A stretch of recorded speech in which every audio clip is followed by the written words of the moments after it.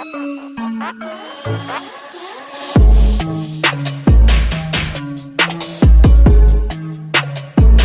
leads me to believe there always has to be something going on in the background. What's up, everybody, and welcome. We're actually at the beautiful Bel Air Country Club right here. Oh, I'm just kidding. That's a bush. That's better. So we're here to look at a Grady White 335. I bet you it's all the way at the end. And here it is, 1,400 boats later. This is the Freedom version of the boat. So I gotta get her down on the lift here, but look. That's our 378 right there. Look, I just noticed right next door is our 266 dual console Pursuit. These are cool little boats too. All right, let's jump on here. Turn our batteries on.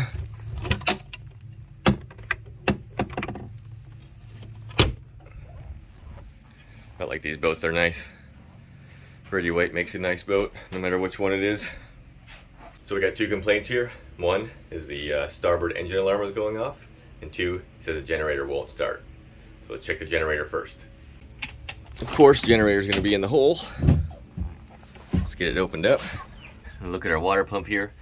This thing's brand new. I don't see a melted sticker, so it looks good. We're going to try to start it before we pull this plate off if we need to. Gonna pull out our strainer basket here. We got nothing in it. I'm going to check my oil on this thing just to make sure. Looks like we got plenty. Alright, so next we'll go in the cabin here. I'm going to turn my panel on.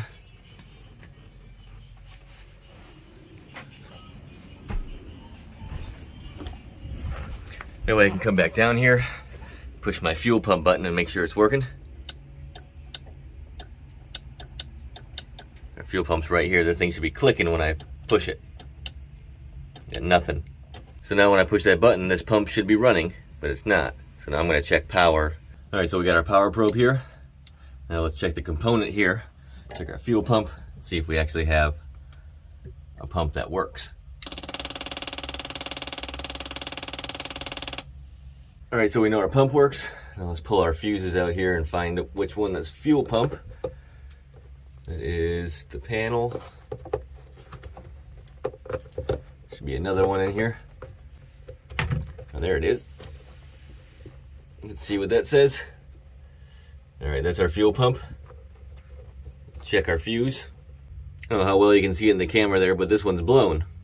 Alright, so I could just put a fuse in it, but that's actually not going to help anything because the only reason we'd have that blown fuse is that the fuel pump was bad, which we know is not, or we have a direct short to ground. So we actually got to look at that wiring real quick and see if we got any problems with it. Alright, so let's pull this out. Alright, so this is our fuel pump. Right here, I can see this side of it. This is our fuel pump wiring right here. If I look at this side, you can see there's a mark in the wire. Right where I pulled this out from, you can tell we're rubbing the block right here. It's causing that wire to chafe. Alright, so what I'm going to do is cut that wiring out, heat shrink it, tie everything back so it can't rub the block anymore, and then we'll try to fire it up. Alright, now we got our wiring tied up on this side, away from the block here where it can't rub anywhere. Now if we push this button, we should hear the fuel pump. Alright, let's see if she starts.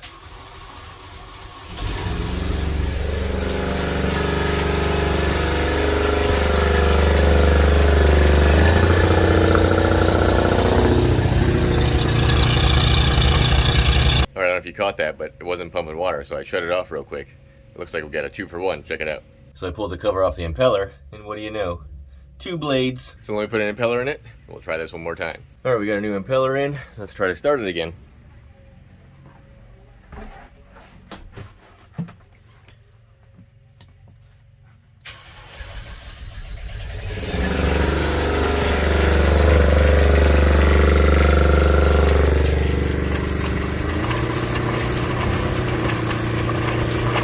Now let's load it up. Alright, the most important thing here are air conditioners. Put the charger on. Alright, our generator is fixed. Now let's see what's wrong with our Yamaha. Alright, let's take our screen off here. Push our power button. Alright, so right away we got a check engine light. And I've noticed both the motors are trimmed the same, but we have this one flashing and this one's all the way down. If you look at our motors, it should be flashing, both of them, because they're trimmed pretty far up. Let's trim them down and see what happens.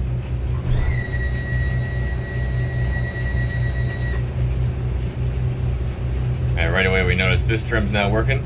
So if that trim indicator is not working, which means the sender is probably broken or something happened there, that will actually cause a check engine light, because that trim function has to do with your joystick. It actually trims them all the way down, or it trims them to a certain level when you hit that joystick button. So let's go look at the sender first on the Yamaha. Alright, so we got our motor trimmed up here. Let's sneak by the motor here, tight squeeze. So if you look right here, here's our trim sender. It actually moves up and down. This actually stays stationary. Inside there it spins with your trim and tilt pin here. But I noticed right away, this plate, which is supposed to be a cover to guard that wire, is damaged. I don't know how well you can see that, but right there, it's actually poking into the wiring right there. So let me pull that bolt off right here, and we'll see what kind of damage we have. Alright, so here's our bracket right here. I'll have to order us a new one of those for sure. And then our wiring right here, you can see there's a couple cut spots.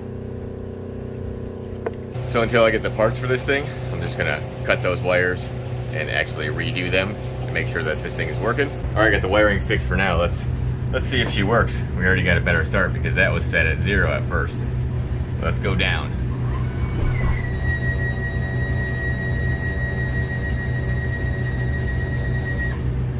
Well, good. At least it will work for now until I get the parts for it. That being said, I'm actually gonna clean this boat up here, get it back on the lift, and I gotta head back to the shop because I got all my paperwork from this week. And then we'll get ready for next week. So I'll see you then. Later.